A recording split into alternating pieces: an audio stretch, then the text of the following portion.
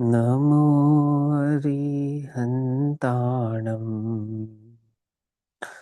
नमो सिद्धाणं नमो आयरीयाणं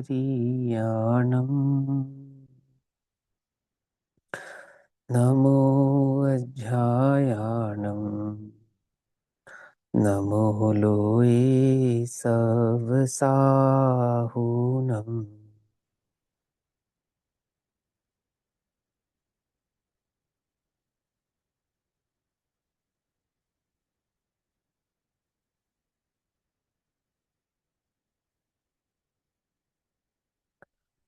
मङ्गलं भगवान् वीरो मङ्गलं गौतमोगणी मङ्गलं कुन्दकुन्दाद्यो जैनधर्मोऽस्तु मङ्गलम् सर्वमङ्गल्यमाङ्गल्यं सर्वकल्याणकारकम् प्रधानां सर्वधर्माणां जैनं जयतु शासनम्।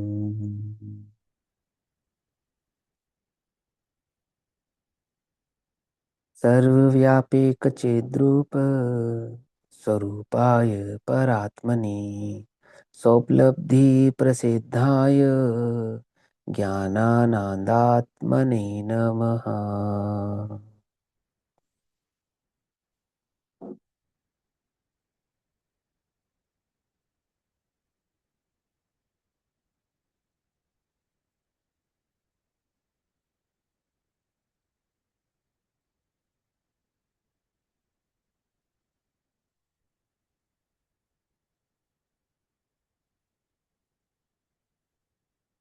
हमारे दोपहर कालीन स्वाध्याय का विषय चल रहा है श्री प्रचन सारजी परमागम।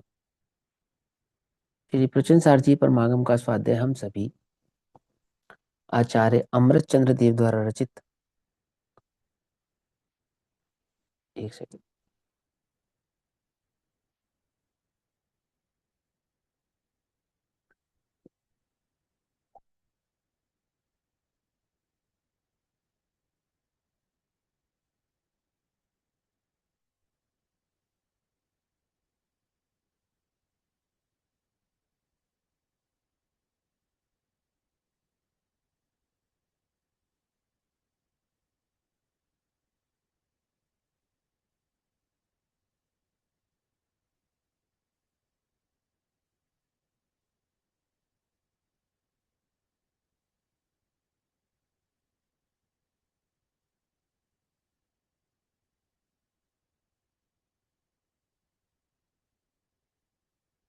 Internet problem. आचार्य अमृत चंद्र देव द्वारा रचित तत्व प्रदीपिका तथा आचार्य जयसेन देव द्वारा रचित तात्पर्य वृत्ति टीका के आधार से कर रहे हैं। भाव चल रहा है कि तत्व प्रज्ञापन महाअधिकार के अंतर्गत द्रव्य सामान्य प्रज्ञापन अधिकार 98 नंबर की गाथा 260 नंबर का पेज। सभी द्रव्यों का स्वभाव कैसा है कि अनादि अनिधन है, किसी के द्वारा बनाया गया नहीं है। सभी द्रव्य अपने से हैं, द्रव्यांतर अर्थांतर होते नहीं है। और जो प्रत्येक द्रव्य में भेद है तो वह प्रादेशिक भेद नहीं है, अतादभाविक भेद है। ठीक। और अतादभाविक भेद ऐसा भेद बिल्कुल भी नहीं है जैसा आपकी कल्पना में है कि द्रव्य जुदा, गुण जुदा और पर्याय जुदा। ऐसा वस्तु का स्वरूप नहीं है। अर्थात वे एक अस्तित्व वाले एक द्रव्य में तीन भाव प्रस्तुत हैं, ऐसा आचार्य देव कहते हैं, गाथा कहते हैं। देखो ये सब चीजें हमें समझाई जा रही है ना। क्यों समझाई जा रही है? क्योंकि हमें वस्तु का स्वरूप का भी निर्णय करना है, पर्याय और भेद, गुण भेदों को गौण भी करना है, द्रव्य की दृष्टि भी करनी है। द्रव्य अपने पर्याय भाव को नहीं छोड़ता ये भी बतलाना है, और पर्याय की दृष्टि नहीं करनी ये भी बतलाना है।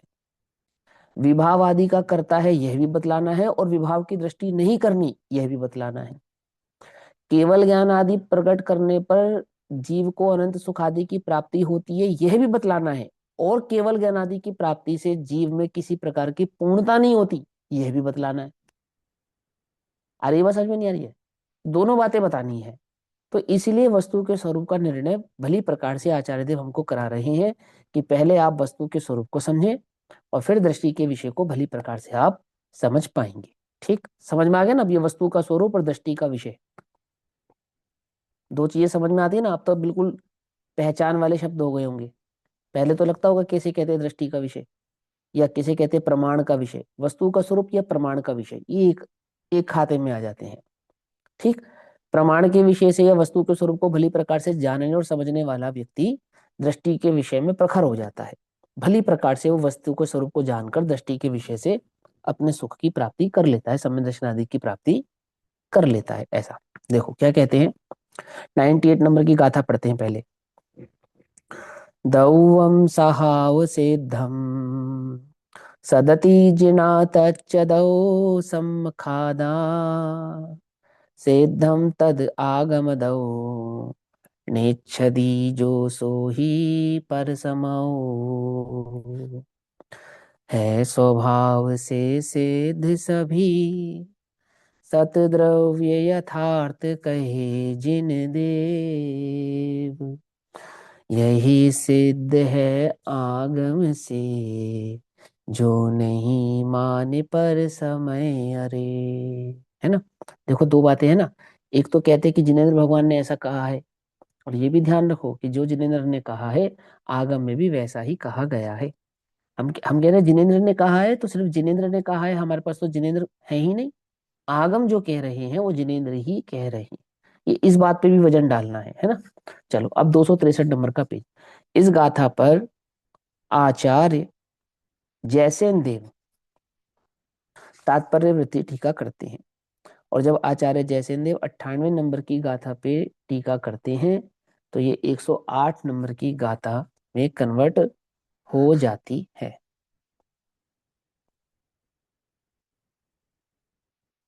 263 नंबर पेज।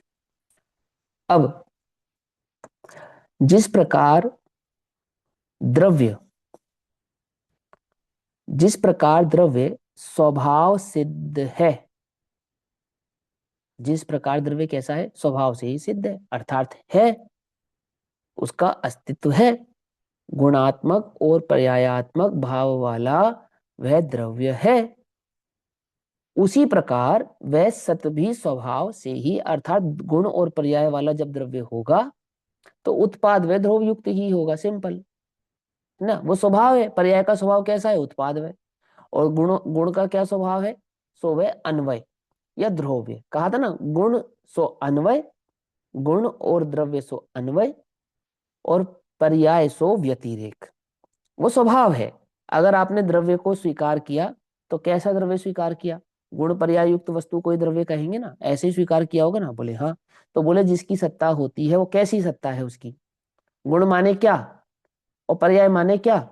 बोले अन्वय सो गुण, व्यतिरेक सो पर्याय, अर्थात उत्पाद वय सो पर्याय का स्वभाव, और जो ध्रुवता है सो वह गुण द्रव्य का स्वभाव। ऐसा ही उस द्रव्य का स्वभाव है, इसमें कोई बहुत अधिक बतलाने वाली बात नहीं है। फिर क्या कहते हैं तात्पर्य वृत्ति में, द्रव्य अर्थात परमात्म द्रव्य स्वभाव से सिद्ध होता है। अब देखो, द्रव्य अर्थात परमात्म द्रव्य, आपको याद है कल रात की कक्षा में मैंने आपको बताया था, गुरुदेव से किसी ने पूछा कि द्रव्य किसे कहते हैं, है ना? ऐसे प्रश्न पूछा गुरुदेव से, द्रव्य किसे कहते हैं गुरुदेव? तो अब गुरुदेव अपनी मस्ती में थे, गुरुदेव ने कहा जिससे आनंद प्रकट हो उसे द्रव्य कहते हैं। क्या कहा गुरुदेव ने? जिससे आनंद प्रकट हो उसे द्रव्य कहते हैं।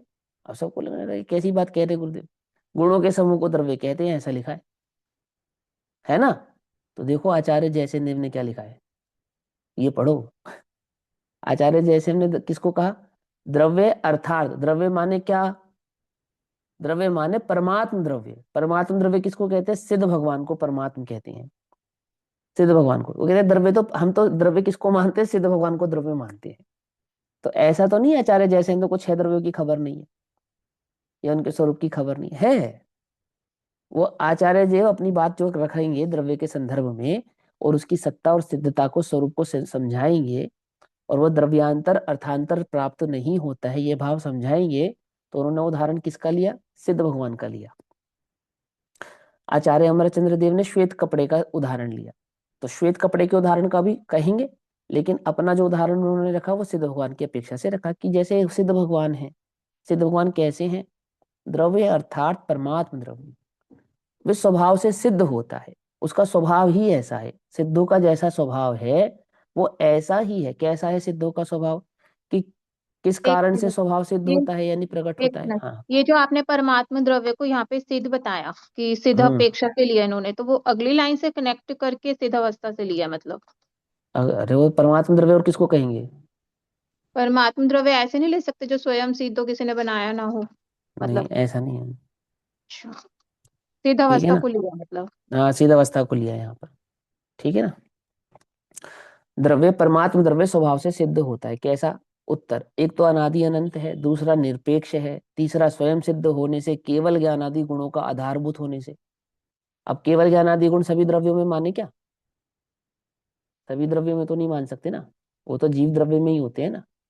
तो उन्होंने कहा जैसे सिद्ध भगवान है वो स्वयं सिद्ध है, स्वयं से ही अपने स्वभाव को प्रकट कर रहे हैं। बोले क्या प्रकट कर रहे हैं? बोले सिद्धों का ऐसे ही स्वभाव है कि वे अनादि अनंत है ना। तो समस्त द्रव्य अनादि अनंत है। दूसरा, परनिरपेक्ष है, अर्थात उनको अपने स्थायी होने में या अपने परिणमित होने में, अपनी अवस्था रूप होने में किसी अन्य द्रव्य की आवश्यकता नहीं है, पर से वे निरपेक्ष हैं। सभी द्रव्य पर से निरपेक्ष हैं, स्वयं सिद्ध हैं, अर्थात स्वयं से ही प्रकट हैं किसी की।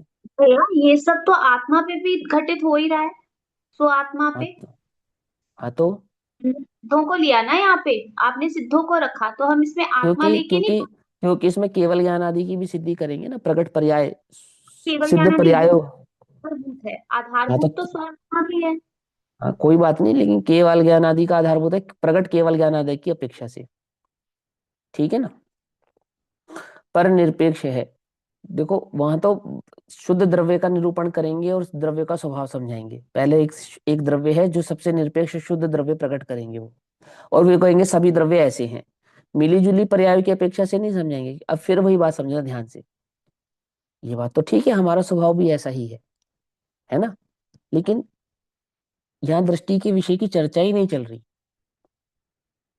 यहाँ तो वस्तु के स्वरूप की चर्चा चल रही है। अब ये बात भी बिल्कुल ठीक है कि मेरा स्वरूप भी ऐसा ही है ना, केवल ज्ञानादि गुणों का मैं आधार हूं, लेकिन इसमें आगे और भी बातें लिखी हैं, और भी लक्षण बतलाए हैं, इसलिए वहां पर उदाहरण में उन्होंने सिद्ध भगवान को लिया है। फिर सभी द्रव्यों का ऐसा है, ऐसा भी कहेंगे, उसमें मैं भी आऊंगा, मैं भी ऐसा ही हूं। पर यहाँ तो जो द्रव्य से परिपूर्ण, गुण से परिपूर्ण और पर्यायों से भी परिपूर्ण, ठीक है ना, उस द्रव्य को मुख्य करके सामान्य द्रव्य का स्वरूप और स्वभाव समझा रहे हैं। मेरा भी ऐसा ही है, लेकिन यहाँ उदाहरण में जो मुख्य किया है वो सिद्ध पर्याय वाले जीव द्रव्य को किया है, जिसकी सिद्ध पर्याय सिद्ध अवस्था प्रकट हुई है, उसकी अपेक्षा से। देखो क्या कहते हैं, निरपेक्ष है, पर निरपेक्ष है, स्वयं सिद्ध होने से, केवल ज्ञानादि गुणों का आधारभूत होने से। जैसे केवल ज्ञानादि किसके आधार से प्रकट होंगे? कि वो अपने आधार से ही प्रकट होंगे। ठीक, यहाँ पे केवल ज्ञान आदि को क्या लिया? गुण लिया। अब केवल ज्ञान नाम का कोई गुण नहीं होता आत्मा में, ज्ञान नाम का गुण होता है। केवल ज्ञान रूप शक्ति होती है, केवल ज्ञान रूप स्वभाव होता है, केवल ज्ञान रूप पर्याय होती है, लेकिन केवल ज्ञान क्या नहीं होता? गुण नहीं होता। गुण तो ज्ञान होता है ना। लेकिन उस गुण की प्रकट सामर्थ्य की अपेक्षा से, वो प्रकट सामर्थ्य को का जो आधार होगा, माने पर्यायों का भी जो आधार होगा, तो वह भी द्रव्य होगा। और वो जो पर्याय होंगी वो किसके आधार से होंगी? वो गुणों के आधार से होंगी, तो गुणों का आधार भी द्रव्य ही है। ज्ञान गुण का आधार कौन है? द्रव्य। और ज्ञान गुण की पर्याय का आधार कौन होगा? तो वह भी द्रव्य ही होगा। ऐसा, ठीक, आधारभूत होने से। नित्य आनंद एक रूप, नित्य एक आनंद की ही धारा जिसमें बहती है, अर्थात नित्य आनंदमय है। सुख सुधा रस से परम समरसी भाव, अर्थात परम वीतराग भाव, परम चैतन्य भाव, परम आनंदमय रूप, परिणमित रूप से जो परिणमित हो रहा है, प्रकाशित हो रहा है, प्रस्तुत हो रहा है, अवस्थित हो रहा है, सभी शुद्धात्म प्रदेशों से परिपूर्ण होने से, अर्थात सभी प्रदेशों में, आत्मा के सभी प्रदेशों में शुद्ध भाव जो परिपूर्णता से प्रकट हुआ है, परिपूर्णता से प्रकट होने से, शुद्ध उपादान रूप, शुद्ध उपादान कौन है आत्मा का? उन पर्यायों का शुद्ध उपादान भी वह अपना आत्मद्रव्य ही है। शुद्ध उपादान रूप अर्थात अपना कार्य में अपना स्वयं का उपादान होने से। स्वकीय जो स्वयं के द्वारा ही किया गया है। स्वभाव से रचित अपने ही स्वभाव से रचित है होने के कारण परमात्म द्रव्य स्वभाव से सिद्ध है। स्वभाव सिद्ध है अर्थात वह सिद्ध रूभाव से ही प्रकट है। और जो स्वभाव सिद्ध नहीं होता है अर्थात इन समस्त पर्यायों को गुणों को प्रकट करने का जो स्वभाव प्रत्येक द्रव्य का निजी अपना ही है, अपने से ही है, अपने भाव से ही प्रकट हो रहा है। यदि सभी द्रव्यों का स्वभाव सिद्ध नहीं होता है तो वह द्रव्य भी नहीं होता है। पकड़ में बात अर्थात जिस द्रव्य के परिणमन में अन्य द्रव्य की आवश्यकता पड़े वह द्रव्य नहीं है। जिस द्रव्य के गुणों को अथवा जिस द्रव्य की गुणों की पर्यायों को अपना आधार किसी अन्य को बनाना पड़े तो फिर वह द्रव्य नहीं है। प्रत्येक द्रव्य के गुण और प्रत्येक द्रव्य की गुणों की जो पर्याय हैं उनका जो आधारभूत भाव है, उनकी जो प्रकटता है, उनकी जो परिपूर्णता है, उनकी जो समरसी आदि भाव सिद्ध सुख अवस्थाएं हैं वो सब अपने निज द्रव्य के आधार से ही प्रकट होने वाली हैं। यदि उन्हें अपना कार्य करने में अपने को परिणमित होने में किसी अन्य की आवश्यकता पड़ गई तो फिर वो द्रव्य नहीं है। पकड़ में मत। यह द्रव्य किसको कहा? मैंने उन पर्यायों को भी द्रव्य कहा, गुणों को भी प्रकट कहा, जो प्रकट हुए गुण उनको भी द्रव्य कहा और द्रव्य को तो द्रव्य कहा ही है ना। अभेदता बतला रहे हैं पहले तो। ठीक।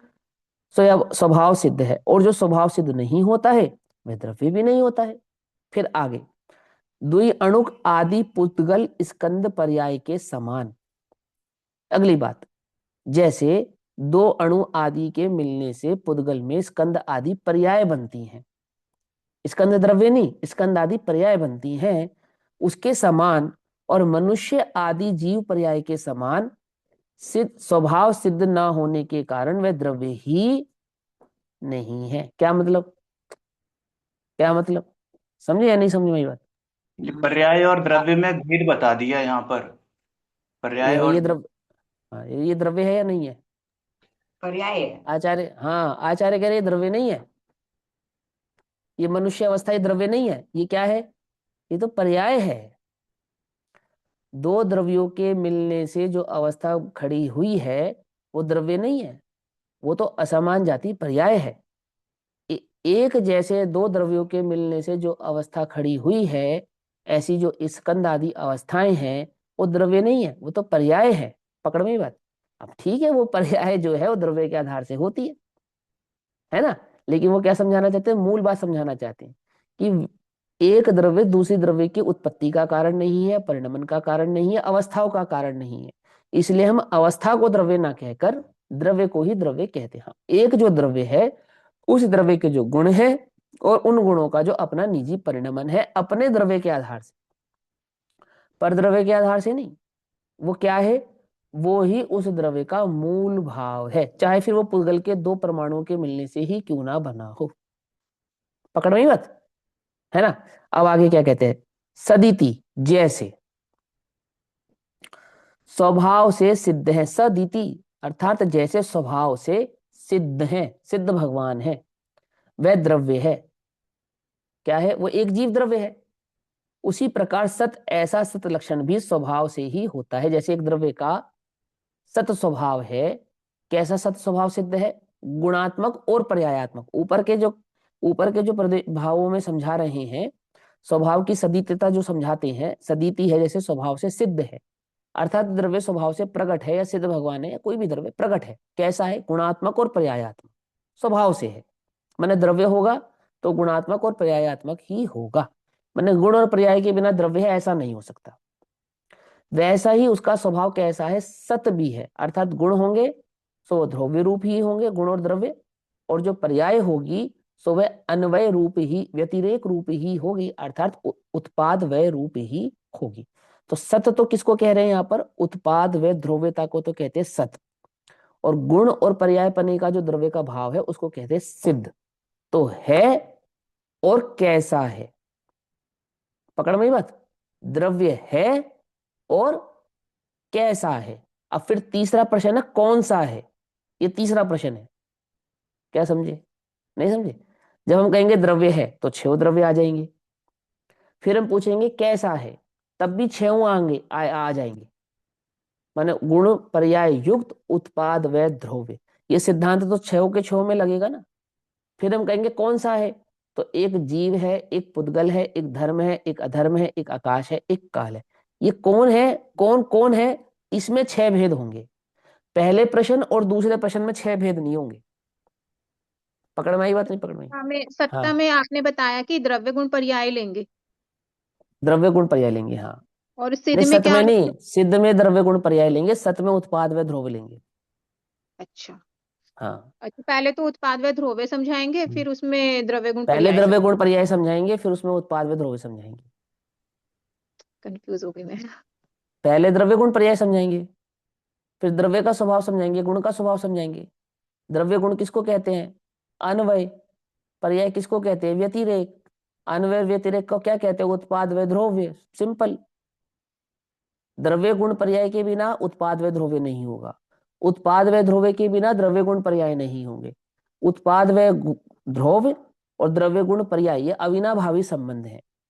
तो द्रव्य सत, गुण सत, पर्याय सत ऐसा भी कहेंगे, और उत्पाद सत, वय सत और ध्रुव सत ऐसा भी कहेंगे। ये 2 प्रकार के अस्तित्व है ना। एक अस्तित्व है, और एक अस्तित्व को 2 प्रकार से समझा रहे। द्रव्य एक अस्तित्व वाला है। कैसा द्रव्य का अस्तित्व है? गुण सत, द्रव्य सत, पर्याय सत। द्रव्य सत, गुण सत और पर्याय सत। सत कहा तो बोले सत का, सत द्रव्यस्य लक्षणम। अब वो जो द्रव्य का लक्षण है सत, ठीक है ना। सिद्ध भी कहते हैं, सत भी कहते हैं। है जैसे यहां पे लिखा सत है, तो है और सत में क्या अंतर है? कोई अंतर नहीं है। सिद्ध है, सिद्ध और है में क्या अंतर है? कोई अंतर नहीं है और अस्तित्व, इन दोनों में क्या अंतर है? कोई अंतर नहीं है। सत माने अस्तित्व, सत माने अस्तित्व, सिद्ध माने स्वभाव, सिद्ध माने स्वभाव, प्रकट स्वभाव। अब यहाँ पे 2 बातें समझानी है। तो सिद्ध, एक को कहा सिद्ध है, एक को कहा सत है। तो जब कहा सिद्ध है, तो सिद्ध है कहने का मतलब है कि द्रव्य है सो गुणात्मक और पर्यायात्मक स्वभाव वाला है। और फिर कहा सत है, तो कहा उत्पाद व ध्रुव युक्त है। पकड़ा हुई बात? बस इतनी सी बात समझा रहे, कुछ भी इसमें विशेष नहीं है। देखो क्या कहते हैं, जैसे स्वभाव से सिद्ध है, जैसा वह द्रव्य अपने स्वभाव से सिद्ध है, प्रकट है, अर्थात किसी के द्वारा बनाया गया नहीं। तो कैसा सिद्ध है? द्रव्यात्मक और गुणात्मक। वह द्रव्य उसी प्रकार सत, ऐसा सत्ता लक्षण भी स्वभाव से ही होता है। उसकी ऐसी ही सत्ता स्वभाव से ही है। कैसी सत्ता है? उत्पाद व ध्रुव युक्त द्रव्य गुण पर्याय स्वभाव। और भिन्न सत्ता के समवाय से सत्ता लक्षण सिद्ध नहीं होता है, अर्थात किसी अन्य द्रव्य, अन्य गुण या अन्य पर्याय की अपेक्षा से किसी एक द्रव्य के गुण पर्यायों की सत्ता को हम सिद्ध कर सकते नहीं है। बस बहुत सिंपल सी बात समझा रहे, बिल्कुल सिंपल, उसमें क्या मुश्किल लग रहा है ना। फिर आगे क्या कहते हैं, अथवा जिस प्रकार द्रव्य स्वभाव से सिद्ध है, उसी प्रकार उसका जो ये सत्ता गुण है वह भी स्वभाव सिद्ध ही है। अब देखो 2 अलग अलग बातें कही है, एक ही बात कही है? क्या लगता है आपको? एक ही बात है, 2 प्रकार से कहनी पड़ रही है। क्यों? क्योंकि हमें द्रव्य गुण पर्याय भी समझाना है और उत्पाद व ध्रुव्य भी समझाना है, और दोनों अविनाभावी है। दोनों अविनाभावी। पर्याय कहेंगे तो वहां पे उत्पाद व समझाएंगे, द्रव्य गुण कहेंगे तो वहां पे ध्रुवता समझाएंगे। पकड़ में ही बात? नहीं पकड़ में? है ना। तो इसीलिए क्या कहा, जिस प्रकार द्रव्य स्वभाव से सिद्ध है, अर्थात स्वभाव से ही परिपूर्ण है, अपने में है, अपने से है, अन्य से बनाया नहीं गया है। और किसको कहते हैं द्रव्य? द्रव्य की क्या परिभाषा है? द्रव्य किसे कहते हैं? द्रव्य लक्षणम। अरे गुणों उत्पाद के समूह गुणों का को। समूह, गुणों के समूह को। हाँ, गुणों के समूह को द्रव्य कहते हैं। क्यों गड़बड़ कर रहे हो? समझे? गुणों के समूह को द्रव्य कहते हैं। फिर गुण किसे कहते हैं? जो द्रव्य के संपूर्ण भाग, संपूर्ण प्रदेश आदि में पाया जाए उन्हें गुण कहते हैं। और फिर पर्याय किसे कहते हैं? सो गुणों के परिणमन को पर्याय कहते हैं। तो उत्पाद व ध्रुव कहाँ गया? तो वो जो पर्यायों का परिणमन है वो उत्पाद व रूप होता है, और द्रव्य की जो ध्रुवता है अर्थात गुणात्मक भाव है, द्रव्यात्मक भाव है, वो ध्रुव्य रूप होता है। आ रही है, वो समझ में नहीं आ रही है? तो ऐसे समझाते हैं कि जिस प्रकार द्रव्य स्वभाव से सिद्ध है, उसी प्रकार उसका जो ये सत्ता गुण है ना, अस्तित्व गुण है, जो उसकी सत्ता है, कैसी है उसकी सत्ता, उत्पाद व ध्रुव युक्त जो उसकी सत्ता है, वह भी स्वभाव सिद्ध ही है, अर्थात वह स्वभाव ऐसा ही है। द्रव्य जब भी प्राप्त होगा तो उनके पांच पांच लक्षण बनाए थे ना, द्रव्य गुण पर्याय, सॉरी गुण पर्याय उत्पाद व ध्रुव, और इन पांचों को क्या कहा? स्वभाव। किसका स्वभाव? द्रव्य का स्वभाव। पांचों को, गुण को, पर्याय को, उत्पाद को, वय को और ध्रुव्यता को, ये पांच क्या है? स्वभाव है, अस्तित्व है। किसके? द्रव्य के। ऐसे बताया था, नहीं बताया था? सो द्रव्य क्या है कि इन पांच के बिना द्रव्य कुछ नहीं है, और ये पांच ही द्रव्य हैं। ऐसा होने पर भी पर्याय है सो वो गुण नहीं है, गुण है सो वो द्रव्य नहीं है। पकड़ में बात? गुण अनंत है तो द्रव्य अनंत नहीं है, द्रव्य एक है। एक द्रव्य में अनंत गुण होने से द्रव्य में अनंत भेद नहीं है, और अनंत गुणों की अनंत पर्याय प्रति समय की व्यतिरेक रूप होने से द्रव्य क्षणिक भी नहीं है। पर्याय की अपेक्षा से क्षणिक है, गुण और द्रव्य की अपेक्षा से ध्रुव है। तो क्षणिकता और ध्रुव्यता उस द्रव्य में निरंतर एक ही समय में एक साथ वर्तती है। ऐसा ही द्रव्य का स्वभाव है, ऐसा ही द्रव्य का स्वरूप है। द्रव्य ऐसे ही स्वभाव से सिद्ध होता है, ऐसा। ठीक। प्रश्न, किस कारण से स्वभाव सिद्ध ही है?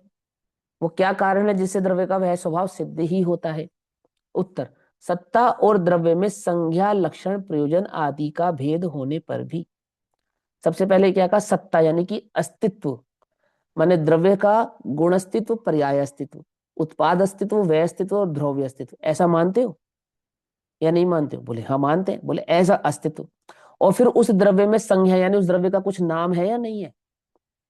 नाम है। उसका कोई लक्षण है या नहीं है? ज्ञान आदि लक्षण, स्पर्श आदि लक्षण, है ना, गमनागमन आदि में धर्म धर्म आदि का लक्षण, अवगाहन आदि में आकाश का लक्षण, एक लक्षण भी है। और प्रयोजन, प्रत्येक द्रव्य का अपना एक प्रयोजन भी है। जीव जो जीव रूप ही है, पुद्गल जो स्कंद आदि रूप या पुद्गल रूप ही है, अन्य द्रव्य अन्य रूप ही है। आदि का भेद होने पर भी, ये सब भेद द्रव्य में है या नहीं है? नाम भेद है, लक्षण भेद है, प्रयोजन भेद है या नहीं है?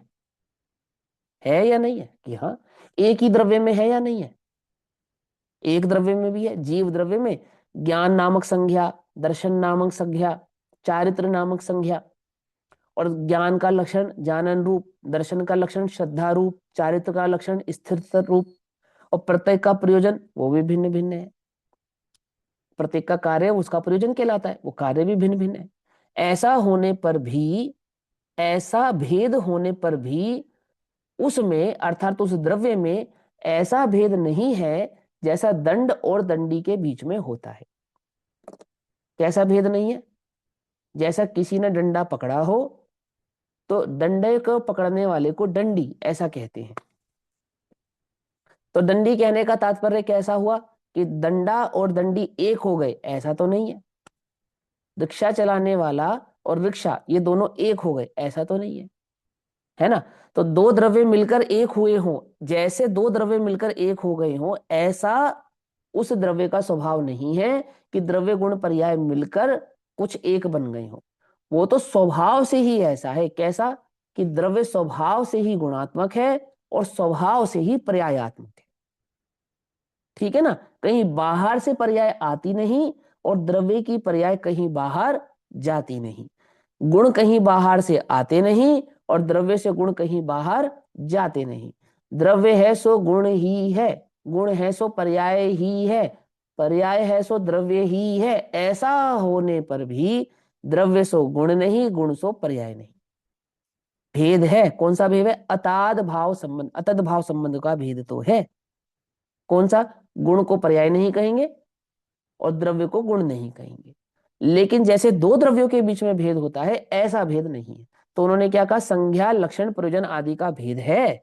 ऐसा होने पर भी, माना अनंत गुणात्मक होने पर, अनंत पर्यायात्मक होने पर, ऐसा होने पर भी उस द्रव्य में दंड और दंडी के समान भिन्न प्रदेशों का अभाव है। जैसे डंडा और डंडे को पकड़ने वाला, ऐसे दो द्रव्यों का भेद होता है। ऐसा द्रव्य में गुण है और गुणों का परिणमन पर्याय है, ऐसा हम कहेंगे। संज्ञा लक्षण प्रयोजन की अपेक्षा से ऐसा होने पर भी ऐसा भेद नहीं है। जैसा कप में दूध है, थाली में रोटी है, दूध में शक्कर है, ऐसा भेद नहीं है। दूध में सफेदी है, ऐसा भेद है क्या? समझ में ना? शक्कर में मिठास है, ऐसा भेद तो है, परंतु दूध में शक्कर है, ऐसा भेद नहीं है। पकड़ में बात नहीं? पकड़ में है ना? थोड़ी सी बुद्धि शार्प करोगे, बिल्कुल मजा आएगा तुम्हें एकदम। कितनी बढ़िया बात बताई उन्होंने। क्या समझाया कि एक द्रव्य में कैसा भेद है? संज्ञा लक्षण प्रयोजन का भेद है, जिसको अताद भाव संबंध, अताद भाव भेद कहते हैं। लेकिन कैसा भेद नहीं है? प्रादेशिक भेद नहीं है, जैसा दो द्रव्यों के बीच में होता है। ठीक, आगे। अतः द्रव्य स्वभाव से सिद्ध है तथा वह सत भी स्वभाव से सिद्ध है। अर्थात ये स्वभाव ही है कि द्रव्य होगा और गुणात्मक और पर्यायात्मक भाव वाला होगा, तथा साथ में उत्पाद व ध्रुव युक्त ही होगा। ये स्वभाव से सिद्ध होता है, क्योंकि जब हम द्रव्य में पर्याय मानेंगे तो पर्याय उत्पाद व्यय को ही कहेंगे, और जब हम द्रव्य में गुणों को मानेंगे, है ना, तो गुणों से ही द्रव्य की ध्रुवता को भी हम सिद्ध करेंगे। ऐसा इस प्रकार कौन कहते हैं? ये बात द्रव्य के संदर्भ में कौन कह रहा है कि मैं अपनी अनुभूति से बतला रहा हूं, मैंने आत्मा के अनुभव के समय द्रव्य को ऐसा ही जाना है ना? क्योंकि नहीं अनुभूति से नहीं कहते हैं ना, नहीं अनुभूति से कहते नहीं, अनुभूति से कहते हैं हम। आचार्य कहते हैं ये कौन कहता है, ऐसा कौन कहता है? तो कहते हैं जिनेंद्र भगवान, इसको कहने के जो करता है, इस बात को बतलाने के जो करता है, वस्तु के इस स्वरूप को प्रकाशित करने के जो करता है, कौन है वो? जिनेंद्र भगवान कर्ता रूप से सम्यक प्रकार से कहते हैं। माने स्यादवाद रूपी शब्दों के माध्यम से, सम्यक यानी स्यादवाद रूपी शब्दों के माध्यम से वस्तु के अनंत धर्मात्मक स्वरूप को प्रत्यक्ष जानने वाले वो जो जिनेंद्र भगवान हैं, वो इस ही प्रकार से वस्तु का प्ररूपण करते हैं। ये बात समझो ध्यान से, बहुत ध्यान से समझना। अनुभूति से द्रव्य गुण पर्याय का स्वरूप स्पष्ट होता है, ऐसा नहीं। अनुभूति से है पने की सिद्धि होती है। कौन से सत्य की सिद्धि होती है? कि जैसा मैंने जिनवाणी में अपना स्वरूप समझा। क्या स्वरूप समझा? अब स्वरूप तो मैंने समझा द्रव्यात्मक, गुणात्मक, पर्यायात्मक और उत्पाद व द्रव्य। स्वरूप तो मैंने ये समझा ना, ये 6 प्रकार से सत्य को समझा ना। लेकिन अनुभूति में ये 6 प्रकार का सत्य नहीं आता। एक सत्य आता है कि मैं हूं, और कैसा हूं? पुद्गल आदि द्रव्यों से भिन्न हूं। आती है? बस समझ में नहीं आती है? माने अन्य पर द्रव्यों से मैं भिन्न हूं, ऐसा तो अनुभव में आता है। कैसा? हूं की प्रतीति से। लेकिन कौन सा सत्य जानने में नहीं आता? ये 6 प्रकार का सत्य अनुभव में जानने में नहीं आता। ये कहाँ जानने में आता है? ये केवल ज्ञान में जानने में आता है। समझे नहीं समझे मेरी बात? इस बात पे वजन है, इसको ध्यान से समझना। कोई ये कहे कि मैं अपने अनुभव से कह रहा हूं, क्या कह रहा हूं अपने अनुभव से? कि द्रव्य है, गुण है और पर्याय है, तो असत्य कह रहा है। झूठा नहीं, गलत में समझना बात को, है ना, बड़े ध्यान से समझना। मैंने शास्त्र नहीं पढ़ा, मैं तो अपने अनुभव से शास्त्र की व्याख्या कर रहा हूं। वो झूठ बोल रहा है, झूठ बोल रहा है, पकड़ना ध्यान से।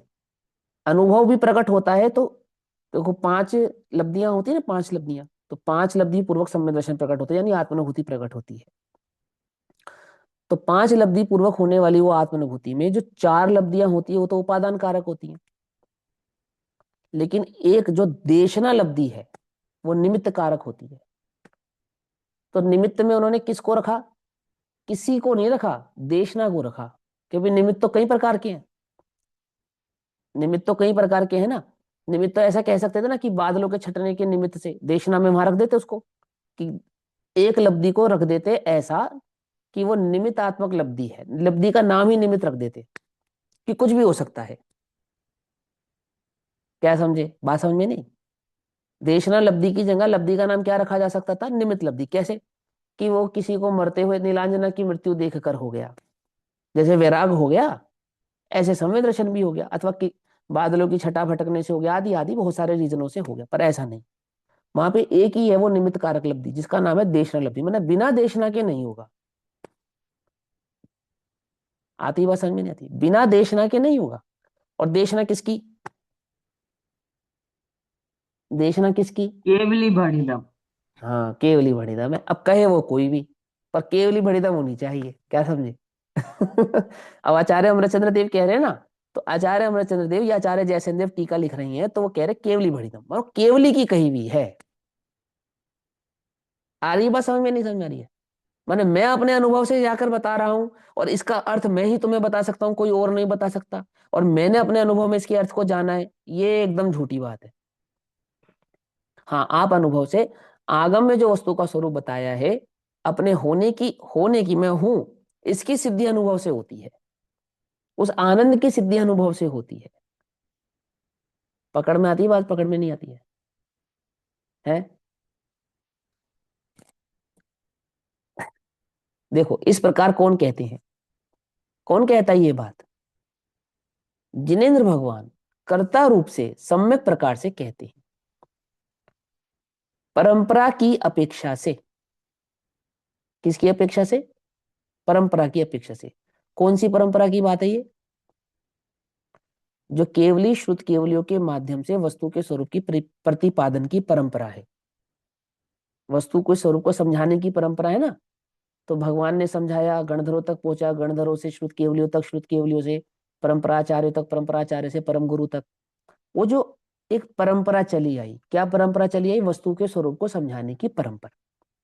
हम आपको समझा रहे हैं, तो हमें ये ज्ञान परंपरा से प्राप्त हुआ है ना। दादा खुद कहते हैं इस बात को, कि गुरुदेव के मिलने से पहले विद्वान तो हम बहुत बड़े हो गए थे, एकदम डिग्रियां मिल गई थी और सब कुछ मिल गया था, पर कुछ भी नहीं मालूम था हमें, कुछ नहीं पता था। उस विद्या के बल पे कुछ प्राप्त नहीं होने वाला था। कहाँ से प्राप्त हुआ? श्री गुरु माने गुरुदेव मिले। तो वो जो गुरुदेव के पास ज्ञान कहाँ से आया? गुरुदेव के पास तो कोई गुरु नहीं था। क्यों? उन्होंने तो अनुभूति से जाना था, है ना। पूर्व की देशना, आगम पूर्व की। से। आगम हाँ, से। अनुभूति परंपरा से से। नहीं। हाँ, आगम जो से। आगम प्रकट हुआ, आगम प्राप्त हुआ, है ना। जाति स्मरण, आगम प्राप्त हुआ, आदि आदि जो भाव उसमें निमित्त बने। लेकिन जब तक आगम प्राप्त समक्ष नहीं हुआ, दादा तो इससे भी बड़ी बात कहते हैं। दादा कहते हैं, पंडित कैलाश चंद्र शास्त्री जी ने उनसे कहा कि कभी नमोकार मंत्र भी लिखो ना, तो सामने नमोकार मंत्र की पहले कॉपी रखना, स्मृति के बल पे नहीं कर लिखना। माने लिखने की परंपरा हो, सो वो भी परंपरा से प्राप्त शब्दों के आधार से, और कहने की जो परंपरा है, समझाने की जो परंपरा है, वो भी वही शब्दों से। अब तक शब्द बदल जाते, नहीं तो बदल जाते ना। 2000 साल पहले आचार्य कुंद कुंद देव जिन शब्दों का प्रयोग कर रहे हैं, 1000 वर्ष पहले जो आचार्य अमरचंद्र शब्दों का प्रयोग कर रहे हैं, धवला आदि ग्रंथों में जिन शब्दों की के प्रयोगों को किया गया है, आज 2500 साल बाद भी वही शब्द क्यों रिपीट ही रिपीट रिपीट और रिपीट होते जा रहे हैं? जबकि हर हर साल तो वोकेबलरी चेंज हो जाती है। क्या अपने घर के बच्चे तो अपने को अनपढ़ समझते हैं, मालूम? अब वो शब्दों की वोकेबलरी इतनी जल्दी से चेंज हो जाती है, अपन हम तो ग्रेस्प भी नहीं कर पाते उस चीज को, सीख भी नहीं पाते। पकड़वाई नहीं पकड़वाई, इसलिए वाच्यवाचक संबंध रखा गया। वाच्यवाचक संबंध माने उन्हीं शब्दों का प्रयोग होगा जो परंपरा से प्राप्त हो रहे हैं, नवीन शब्दों का समावेश नहीं होता। मालूम है ये बात? हाँ, देश भाषांतर होता है। सो देश भाषांतर में भी आगमिक शब्दों को का अर्थ किया जाता है। वहां पे भी क्या समझाया जाता है? आमुक शब्द का अर्थ यह है, ऐसा। शब्द को लोप नहीं करते। आती है बस, समझ में नहीं आती है? सम्यक दर्शन का नाम 2500 वर्ष पहले भी सम्यक दर्शन ही था, आज भी सम्यक दर्शन ही है।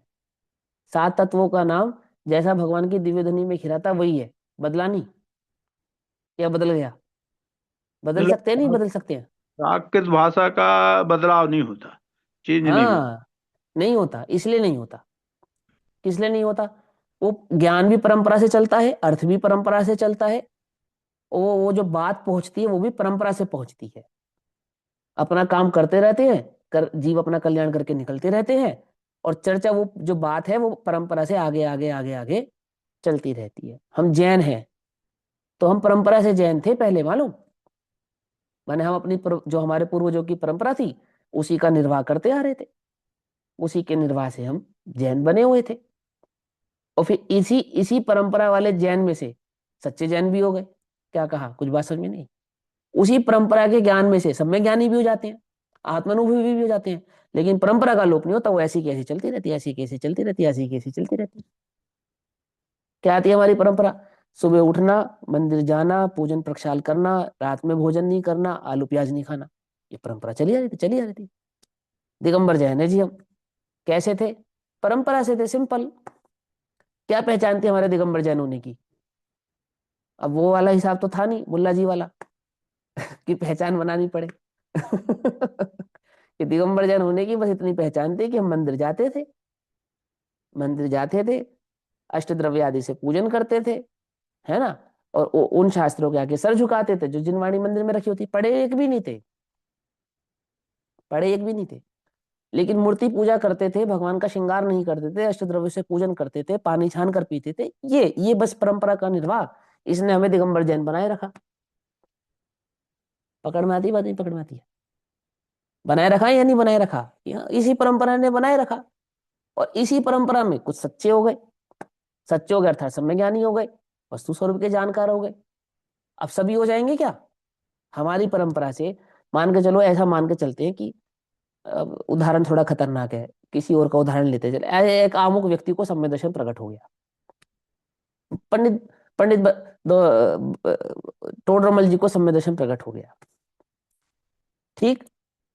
अब टोडरमल जी की परंपरा में जितने भी होंगे सब सम्यक दृष्टि होंगे क्या? ऐसा तो नहीं है। हो भी सकते हैं, नहीं भी हो सकते हैं, लेकिन परंपरा कौन सी रहेगी? परंपरा वही चलती रहेगी, परंपरा वही चलती रहेगी। उसमें से कुछ सम्यक दृष्टि भी होंगे, कुछ निकट भवी भी होंगे, कुछ घोर मिथ्या दृष्टि भी हो जाएंगे। जो परंपरा का निर्वाह नहीं करेंगे उनकी वजह से परंपरा नहीं बदलेगी, वो परंपरा से आउट हो जाएंगे। क्या कहा? जो निर्वाह नहीं करेंगे वो क्या हो जाएंगे? वो आउट हो जाएंगे, गेट आउट। जो निर्वाह निर्वाह करते रहेंगे वो उसी परंपरा का हिस्सा बने रहेंगे। चलती रहेगी, चलती रहेगी, चलती रहेगी, चलती रहेगी। कुछ सम्यक ज्ञानी होंगे, कुछ सम्यक दृष्टि होंगे, कुछ बहुत अच्छे वक्ता भी होंगे, कुछ मौनी भी रहेंगे, है ना, लेकिन लेकिन जीवित परंपरा से रहेगा। आ रही है बात समझ में? नहीं आ रही है? जीवित परंपरा से रहेगा। जीवित होने का दूसरा कोई उपाय नहीं है। सिर्फ सम्यक दृष्टि उसको जिंदा रख पाएंगे ऐसा नहीं है। हाँ, सम्यक दृष्टि उसकी प्रभावना कर पाएंगे, उसके मर्म को समझा पाएंगे, उसके मर्म को और जन जन तक फैला पाएंगे। मैंने सोई हुई जन श्रुति को फिर जिंदा करेंगे। गुरुदेव नहीं थे, लेकिन 13 पंथ दिगंबर आमनाएं जिंदा थी। गुरुदेव नहीं थे, लेकिन पांचों परमागम जिंदा थे। मर्म नहीं मालूम था, पर पांचों परमागम उपस्थित थे, धवला उपस्थित था। किसके आधार से उपस्थित था? सम्यक ज्ञानी तो कोई था नहीं, अर्थ तो जानने वाला कोई था नहीं, तो जिंदा कहां से रहा? ये परंपरा जीवित कहां से रही? वो परंपरा का निर्वाह करने वालों के कारण वो जीवित रहा। समझ में आई बात? नहीं समझ में आई? क्या समझे? मिथ्या दृष्टियों ने संरक्षण किया किसका? परमागमों का। पकड़ में आती है? नहीं पकड़ में आती है? किस आधार से किया? परंपरा के निर्वाह से किया। ये हमारी जिनवाणी है, ये हमारे गुरुओं के कहा गया वस्तु स्वरूप जो इसमें बताया गया धर्म है, ये हमारा धर्म है। देव शास्त्र गुरु हमारे लिए पूजनीय है, देव शास्त्र गुरु की रक्षा हमारा कर्तव्य है, आदि आदि। मंदिर बनवाने की परंपरा चलती रही, शास्त्र रखने की परंपरा, सुरक्षित रखने की परंपरा चलती रही। पढ़ने पढ़ाने की परंपरा होती है, लोप हो जाती है, होती है, लोप हो जाती है। पकड़ में आ रही है बात? नहीं पकड़ में आ रही है? ज्ञान कैसे बढ़ता है आगे? परंपरा से आगे ज्ञान बढ़ता है। वो क्या कहते हैं? परंपरा की अपेक्षा से, अर्थात वस्तु स्वरूप को समझने समझाने की जो परंपरा चलती आई उसकी अपेक्षा से, जो सम्यक ज्ञान की परंपरा है, वस्तु स्वरूप को कहने की जो परंपरा है, आगम की जो परंपरा है, उस परंपरा से द्रव्यार्थिक नय से, अर्थात द्रव्य नय की अपेक्षा से, द्रव्यार्थिक नय की अपेक्षा से अनादि अनंत आगम से भी वैसा ही सिद्ध है। क्या? अनुभूतियों के आधार पर सिद्ध है ऐसा नहीं है। किसके आधार पर सिद्ध है? परंपरा की अपेक्षा से, अर्थात आदिनाथ की परंपरा और भगवान महावीर स्वामी की परंपरा है है ना, से एक द्रव्यार्थिक नय से, एक ही अर्थात द्रव्यों परम के हाँ, बोलो बोलो क्या कह रहे हैं। नहीं, एक ही परंपरा है आदिनाथ की, भगवान महावीर की, हाँ, अन्य अनादि परंपराओं अनंत में। एक ही परंपरा है ना, वो द्रव्यार्थिक नय को प्रकट करने वाला, वो जो द्रव्यार्थिक नय है वो एक ही परंपरा है, अर्थात वो सम्यक ज्ञान की परंपरा। आ रही है बात समझ में, सभी समझ पा रहे हो ना इस बात को, है ना।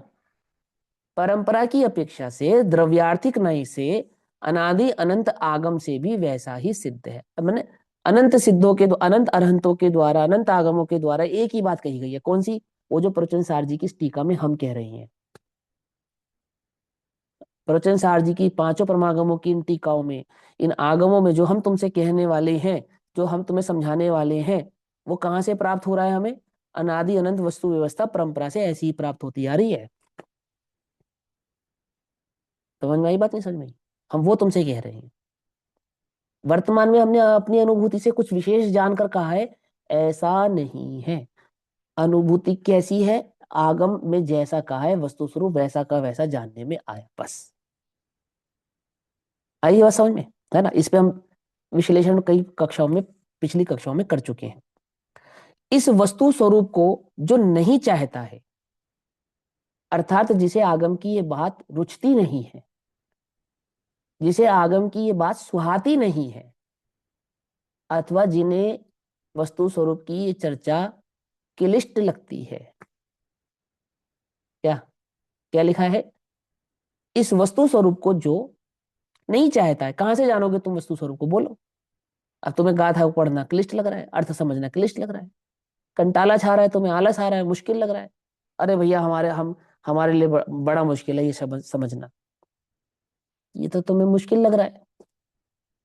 समझ में आ रही बातें? समझ? और तर्क क्या देते हो? नरकों नारकियों को भी तो होता है, त्रिजंचों को भी तो होता है। वो क्या शास्त्र पढ़ते हैं? है ना, ये तो तर्क देते हो। तो बाबूजी कहते थे सब में दर्शन तो चाहिए से, कौन सा? त्रिजंचों वाला है। और सुख सुविधा सारी कैसी चाहिए? स्वर्गों जैसी। अपेक्षा से द्रव्यार्थिक नय से अनादि अनंत आगम से भी वैसा ही सिद्ध है। इस वस्तु स्वरूप को जो नहीं चाहता है, नहीं मानता है, वह स्पष्ट रूप से पर समय अर्थात मिथ्या दृष्टि होता है। जो वस्तु के इस स्वरूप को इस प्रकार से नहीं जानता है, नहीं समझता है, नहीं मानता है, वो स्पष्ट रूप से मिथ्या दृष्टि है। इस प्रकार जैसे परमात्म द्रव्य स्वभाव से सिद्ध जानना चाहिए, उसी प्रकार सभी द्रव्यों को भी। है ना, आ गई बात?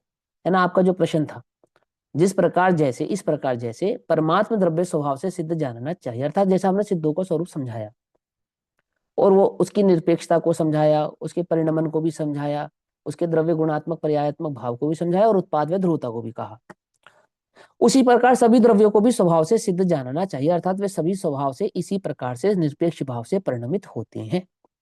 यहाँ द्रव्य किसी भी पुरुष द्वारा नहीं किया जाता है, सत्ता गुण भी द्रव्य से भिन्न नहीं है, ऐसा अभिप्राय जानना चाहिए। अब आचार्य कुंद कुंदेव 99 नंबर की गाथा कहते हैं। एक शंका, एक जिज्ञासा है। हाँ बोलो जैसे भैया। आपसे मेरा डिस्कशन हुआ था अस्तित्व गुण के संबंध में, तो यहाँ पर बार बार ये सत्ता गुण कह रहे हैं। तो आपने कहा था हाँ कि गुण अपेक्षा से बात नहीं करेंगे क्योंकि फिर वो एक गुण की मुख्यता से कथन हो जाएगा। हाँ, ठीक है, ठीक है, तो कोई बात नहीं। यहाँ सत्ता कहने का तात्पर्य एक अस्तित्व गुण नहीं कह रहे वो। कहाँ लिखा अस्तित्व गुण की बात कह रहे हैं? हम तो सत्ता की बात कह रहे हैं, सत्ता गुण क्या है ना, ज्ञान की। सत्ता ऊपर भी है नीचे भी सत्ता कहाँ गुण, लिखा है? कहाँ लिखा है सत्ता गुण? सबसे ऊपर। उसी प्रकार वो तो उसका जो सुनो, सत्ता गुण है। हाँ, तो सत्ता गुण है माने सत्ता अस्तित्व वाला गुण वाला सत्ता गुण नहीं, सभी द्रव्यों में सत्ता जो उसका स्वभाव है। तो सत्ता का लक्षण पहले समझा ना, सत किसको कहा था? अभी पिछली गाथाओं में सत किसको कह रहे हैं? अस्तित्व गुण को सत मतलब कह रहे हैं। उसका मतलब स्वभाव लेंगे ना, स्वभाव स्वभाव हाँ, लेंगे। हाँ, हाँ, ठीक है। उसके अस्तित्व का स्वभाव कैसा अस्तित्व है उसका? द्रव्यात्मक गुणात्मक पर्यायात्मक अस्तित्व है ना। एक अकेले अस्तित्व गुण की चर्चा नहीं यहाँ पे, अस्तित्व गुण की अपेक्षा से। देखो, अगुरु लघुत्व गुण की अपेक्षा से क्या समझाते हैं? द्रव्य का एक द्रव्यपना। एक समय की पर्याय का स्वभाव समझाते हैं, है ना। अर्थ पर्यायों का स्वभाव समझाते हैं, किसकी अपेक्षा से? अगुरु लघुत्व गुण की अपेक्षा से। लेकिन मात्र अगुरु लघु गुण की पर्याय तो अर्थ पर्याय मान ली तुमने और अन्य पर्यायों को अर्थ पर्याय नहीं माना। तो तुम्हारी गड़बड़ है या गलती है या हमारी गलती है इसमें? क्या समझे? बिल्कुल। जब भी अर्थ पर्यायों की चर्चा होगी तो अगुरु लघु गुण की चर्चा हुए बिना नहीं रहेगी।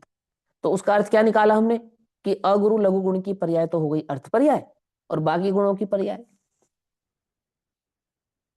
तो वहां पे अगुरु लघु गुण नहीं है, अगुरु लघु प्रत्येक गुण का स्वभाव है।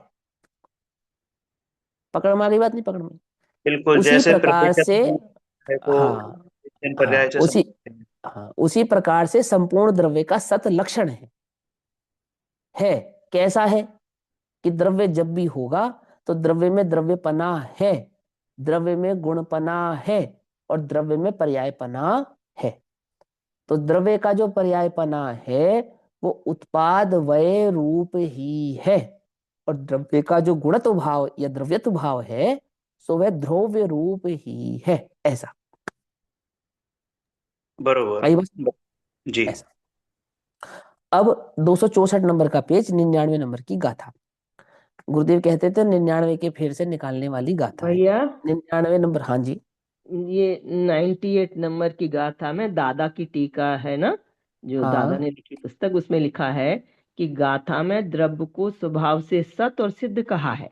इसमें हाँ सिद्ध शब्द का अर्थ मुक्त नहीं है, अपितु हाँ ठीक यह है, है कि प्रत्येक द्रव्य अपने स्वभाव से ही निर्मित है। हाँ वह ठीक है, करेक्ट किसी है। का निर्माण नहीं है, अर्थात किसी से निर्मित नहीं है। वह हाँ ठीक है, अनादि अनंत स्वतः सिद्ध अकृत्रिम पदार्थ है और उसका हाँ अस्तित्व स्वयं से ही है।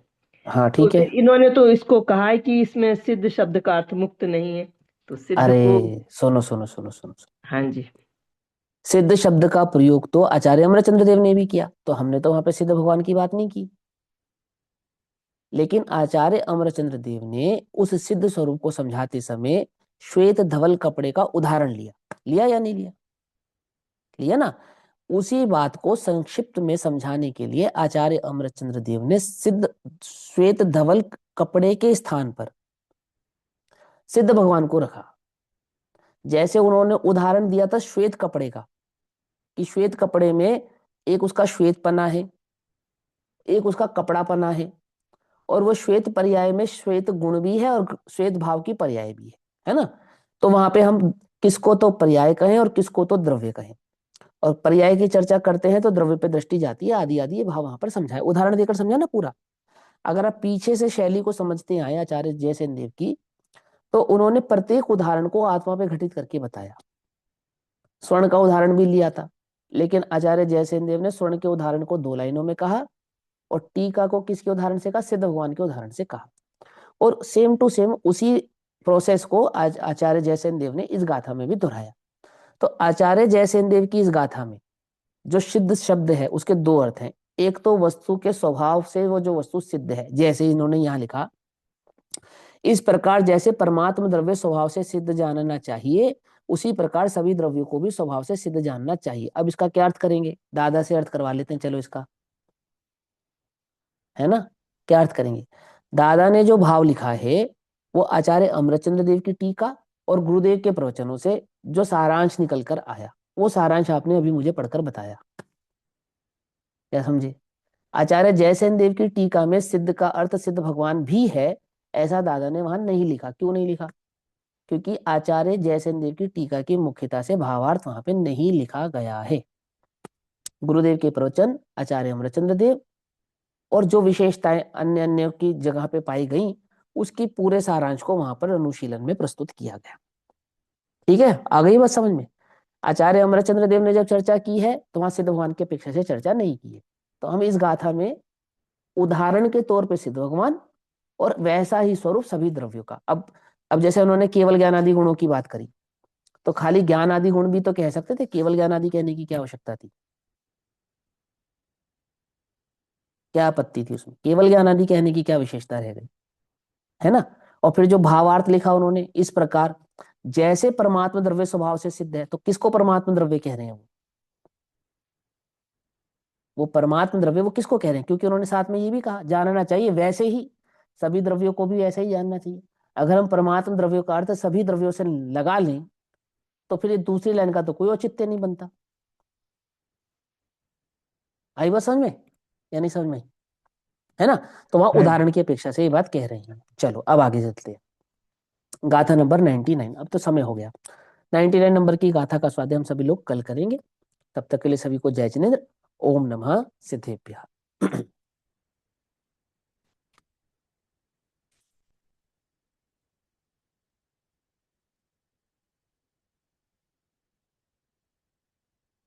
निज निधि निज में बताई, यह अनंत उपकार है। उसके लिए जिन वाणी माँ को वंदना शत बार है। नमो रिहंताणं नमो सिद्धाणं नमो नमो नमो नमो नमो।